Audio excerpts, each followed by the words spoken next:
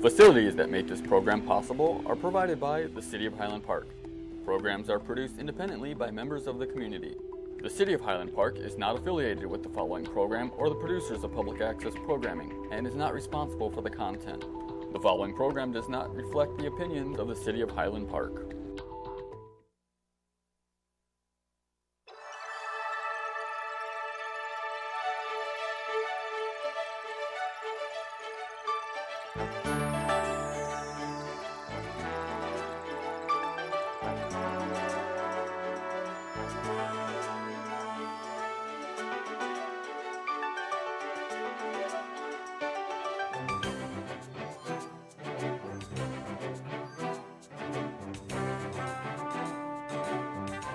Welcome to Chill Out. I'm Pam Chill, one of the Highland Park senior producers, and today's program is about the new year. Happy New Year, but it is not the year that you think it is. So we have 2019 that we're in right now, but my guest today is Eugene Finnerman. Welcome, Eugene. I'm so delighted to have you back on my program. Thank This is you. the third time. My pleasure. You are just amazing. Your historical facts and how you present them with just an understanding that is so enlightening, and it just is overwhelming at the same time. How much knowledge that you can just, gather from historical documentation. So back on the topic, Happy New Year 2019. But it's not the year you think it is. So please let us know. You're a historian, you're a humorist. We did your bios last time before. Winner on Jeopardy. So you have all these historical facts and knowledge about it. So please, 2019 is not really. Well, at the most charitable calculation, our chronology, our AD chronology is off by at least 4 years. Anno Domini is Latin for the year of the Lord, specifically the year Jesus was born. So, when was he born? Well, let's first start off with a slide. We have slide 1 and 2. In case you get tired of looking at me. They takes a little bit for them to come up, but we're working at it. Yes, we have monks drawing them right now. There's one of the monks right now. Happy New Year, but it's not the year you think. There's some poor hapless monk, actually, in the 6th century who calculated this very calendar. But let's go to the next slide, because he was trying to determine that. What year was Jesus born? Now, let's assume that in the next Indiana Jones movie, Harrison Ford finds the birth certificate of Jesus. Now, you will say that's in surprisingly good English. Well, consider that just another miracle of the Nativity. But you'll notice there's no date. It says Yeshua, which actually would have been the way of saying Jesus, in Hebrew. Yes. Mary and Joseph, stable of the inn, Bethlehem of Judea, but there's no date. Now, it's annoyingly blank. So what is? The certificate could have said December XXV. There's a 1 in 365 chance of that. But the year, I don't think it would have been the year 1. I mean, Mary might have asked for it, but the village clerk of Bethlehem would have been used to Jewish mothers. So he would have refused. What would have been the recorded year? The scholars among you might suggest, well, there is the Jewish chronology. That's a good guess. In that case, it would have been the year 3761. Only one problem with that, the chronology had yet to be calculated. That wouldn't come until centuries later. Now, the way of telling time in those days, if there was one at all, it was by the year of the local ruler. Now, in that area, it was called the regnal year, year of the ruler. The local ruler was a charmer, an endearing fellow named Herod. And so if there was a birth certificate at the time, it would have said in this year of Herod. And 2 of the Gospels do verify that Jesus was born during Herod's reign. He was Rome's puppet. He was a monster, but a useful monster as far as Augustus was concerned. Like FDR once said about a South American tyrant, he may be a son of a bitch, but he's our son of a bitch. Well, that's how Augustus felt about Herod. So, Herod, the indispensable, stooge of Rome, his year would have been cited if there was a birth certificate for Jesus. It also might have cited the date of Augustus's reign too. That would make sense too. But what happened? The idea of chronology really was vague in those days. I mean, they couldn't even agree with the definition of a year.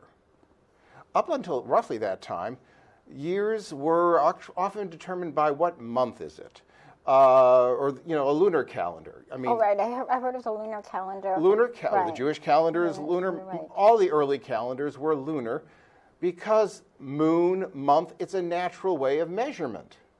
Now, it's convenient, but that doesn't make it precisely right, because you end up with basically the equivalent of 13 months a year. But and so things would tend to have to be recalibrated all the time. But almost 50 years before Jesus' birth, there had been a major scientific breakthrough.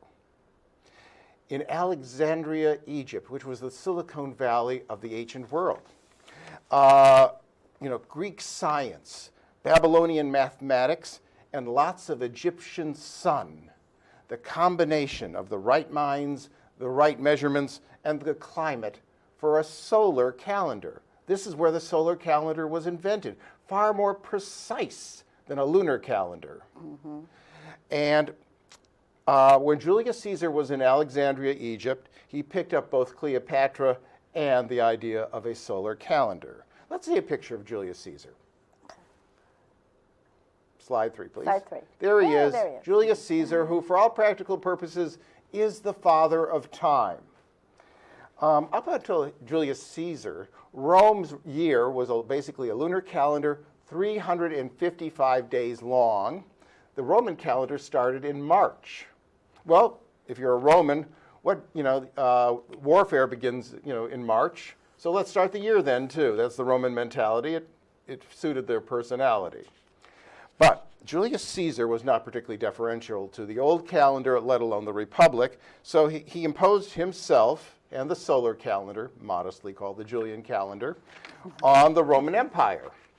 A precise new calendar, all 365 days, and the new year would begin in January. Oh, he's the one who instigated that it would be January 1st, yes. Which is what we do today. I mean, the Romans had the month of January, but for them it was the 11th month of the year.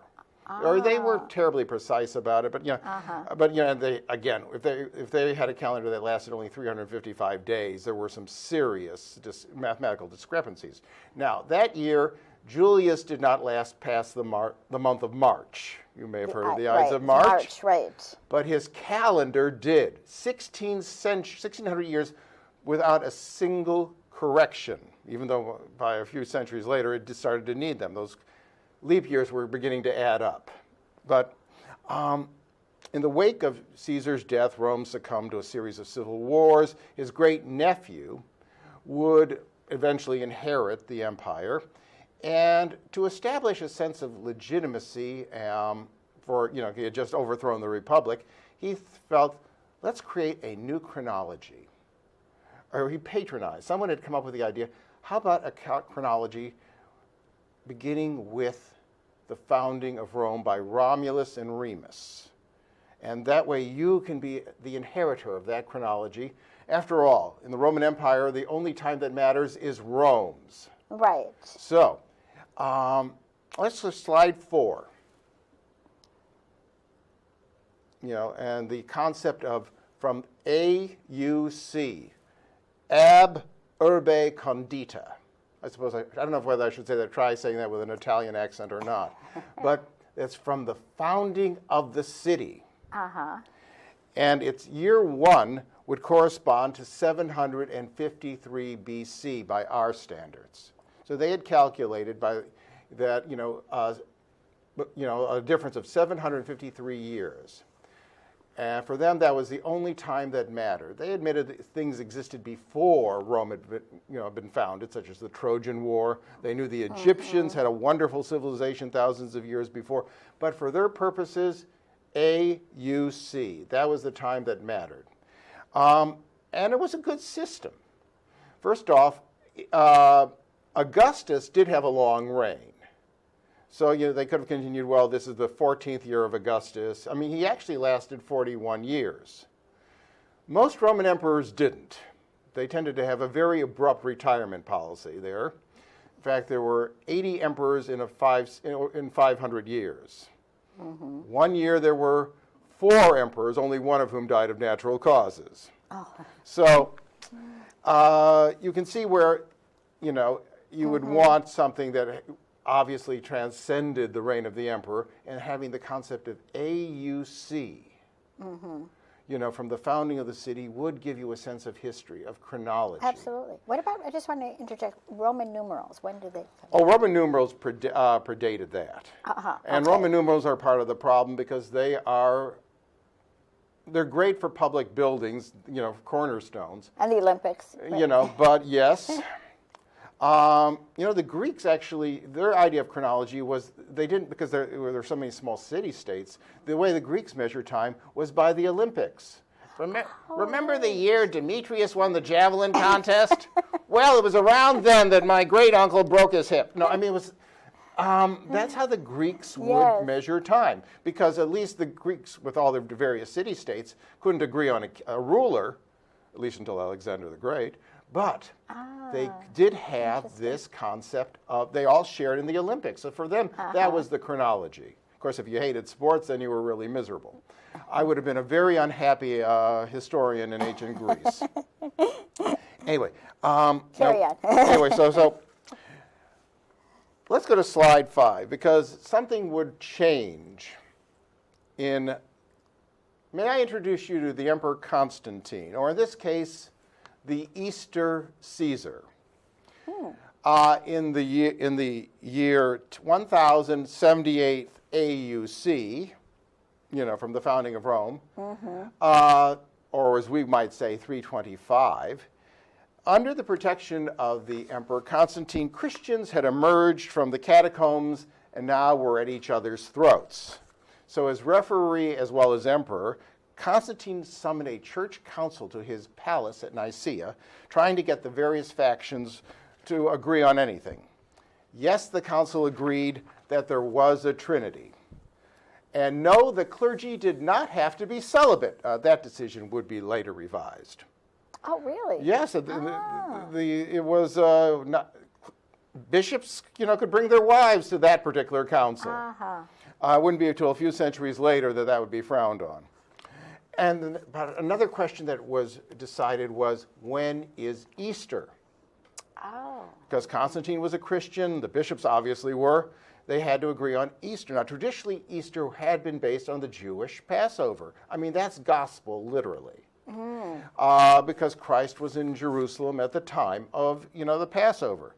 But there were those who said, can we really trust the Jews to give us the correct date for Passover? What if they deliberately try to spoil it, Easter, for us by telling us the wrong date? Sounds a little paranoid, but, Constantine agreed the church should be self-reliant. Let's come up with our own calculation for Easter. So if the Jews can figure out those lunar convolutions for Passover, certainly the Christians could do the same for Easter.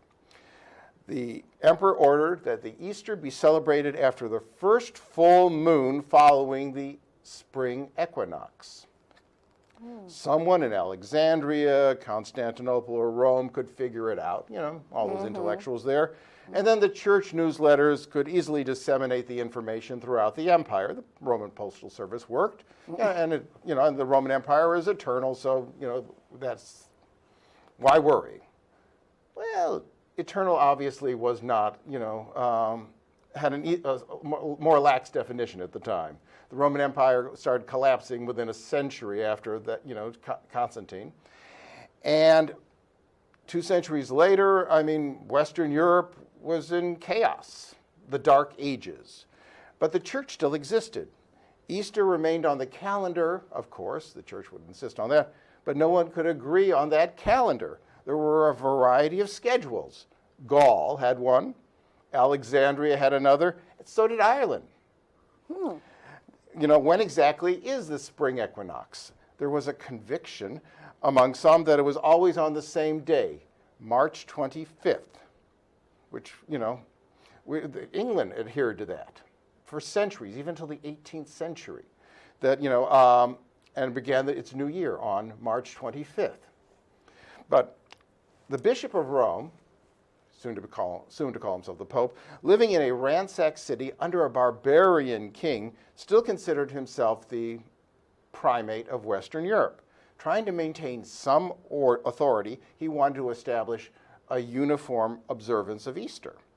That brings us to the culprit in our story. His name was Dionysius. His moniker was the Little, Dionysius the Little. Let's show a picture of our hapless culprit. Now, Dionysius may not seem the most reliable name for a monk or a librarian, but he was highly regarded. He was born around 1223 AUC, but although he would have corrected us, AD 470. Yes, AD could stand for Anno Dionysius, because he was the one who came up with the AD chronology. He worked in Rome as the librarian for, the church, the papal librarian. And he was outstanding in the position. I mean, while most of the works of Aristotle are lost, the Vatican Library, starting with what, Dionysius created, can provide you with 18th century of church records. I mean, they've kept Dan Brown in business, with all his novels.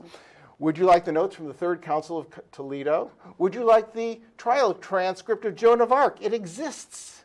Where is it? Well, among other places, the church archives in Rome. Oh, okay.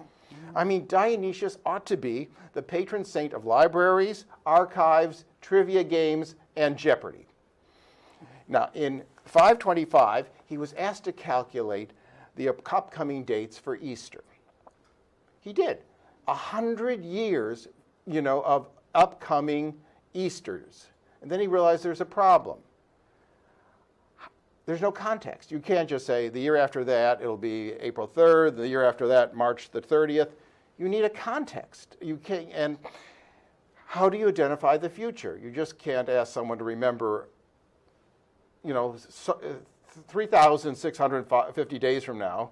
That doesn't work. AUC was awkward. That might have worked, but it's too pagan. The church is setting its schedule by the legendary pagans Romulus and Remus? No. No, the times, particularly the future, required a Christian chronology. And applied to the Julian calendar, of course, and the logical start would be, what else? The birth of Christ. But when was that? Now, Dionysius used the Bible for his calculations. The Gospel of Luke refers to Jesus being baptized at the age of 30 in the 15th year of the reign of the Emperor Tiberius. So, arithmetic and interpolation, Jesus was born in AUC of 753. 753, so that would become the first year of the AD chronology, AD 1. Now, 30 minus 30 ought to be the year 0. First, that sounds awfully tactless, saying, oh, Jesus was born in the year 0. That sounds sacrilegious. Also, the Romans did not have the concept of the number 0. Think of the Roman numerals. There's no zero. There's no zero. I was going to say there isn't Didn't a zero. exist. The concept of 0 did not even exist anywhere. It would eventually be 9 centuries later develop in India. The Arabs would adopt it, and along with all the other numerals, which we now call the Arabic numerals. And it didn't really matter to Dionysius that technically it's the year 0, but we're going to call it the year 1, because his chronology was meant only to be a clerical memorandum. It was only for churches, newsletters.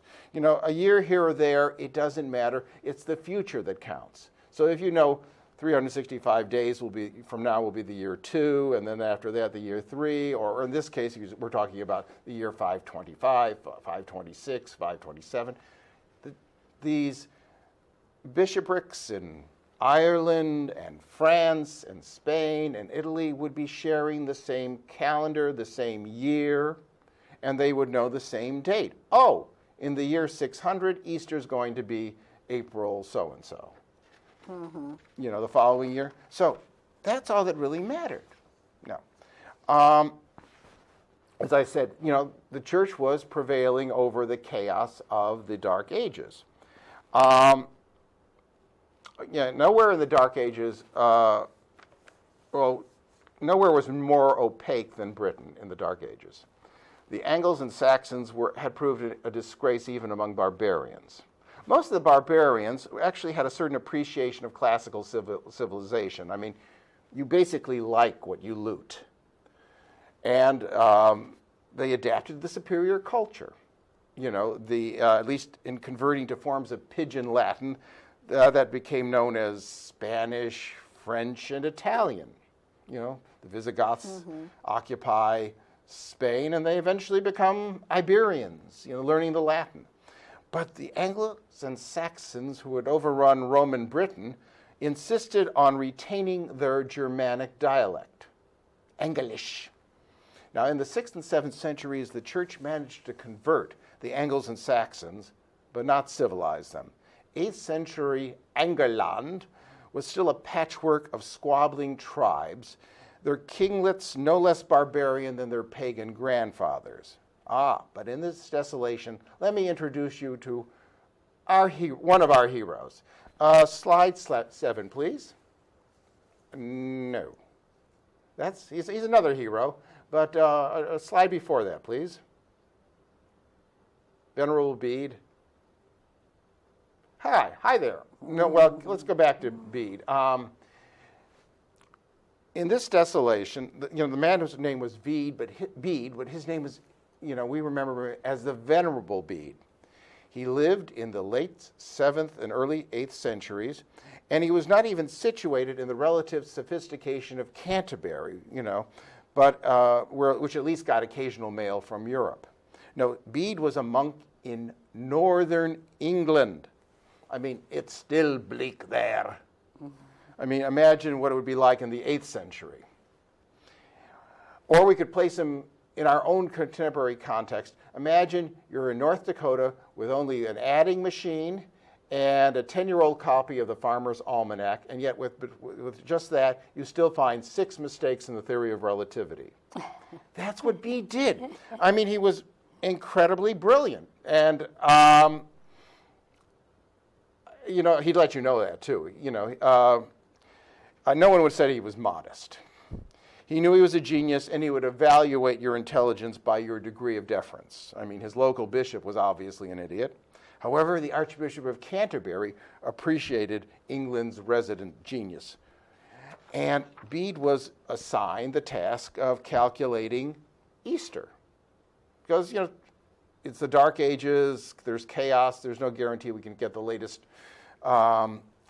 dispatch from Rome, so let's calculate it here. And Bede could do it. He was calculating Easters, and he created also a system that other students of his could calculate it in the future using the mathematics and what was then astrology. But he was also the first to use the Anno Domini. We found both useful as a measure of history.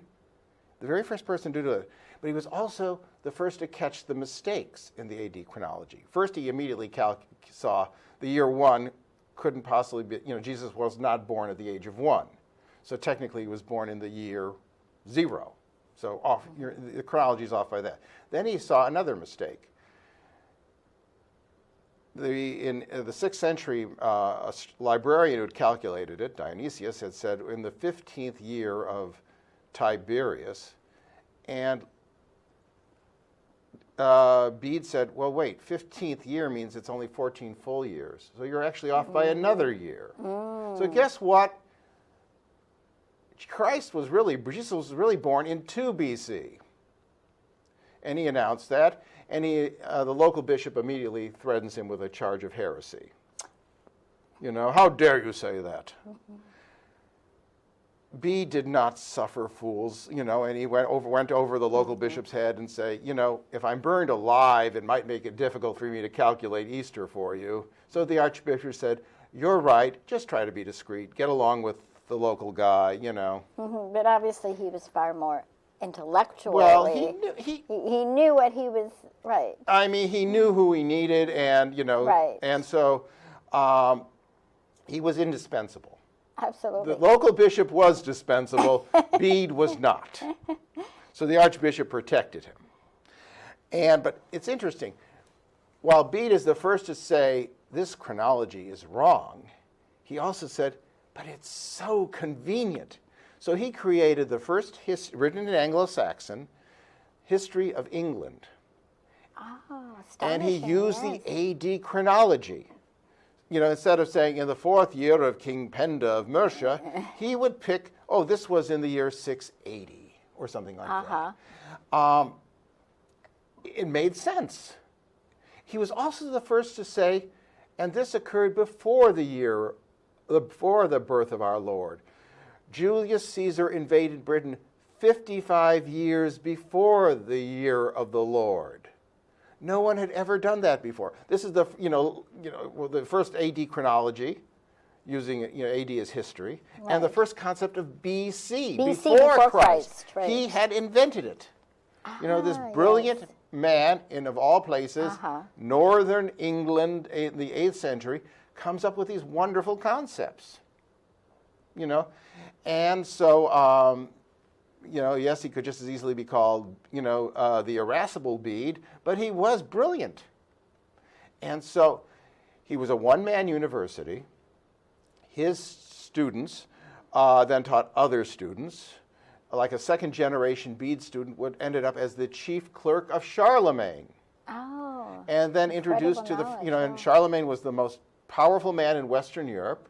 He was the ruler of France, of Western Germany, of most of Italy. He couldn't read himself. The fact he was called Charles the Great was no reflection on his literacy. He wasn't. But he had literate clerks. And one of his literate clerks, a second generation, an English monk who had studied under people who had studied under Bede, said, for our, we're issuing edicts to run the empire. For a point of bookkeeping, let's use this AD chronology.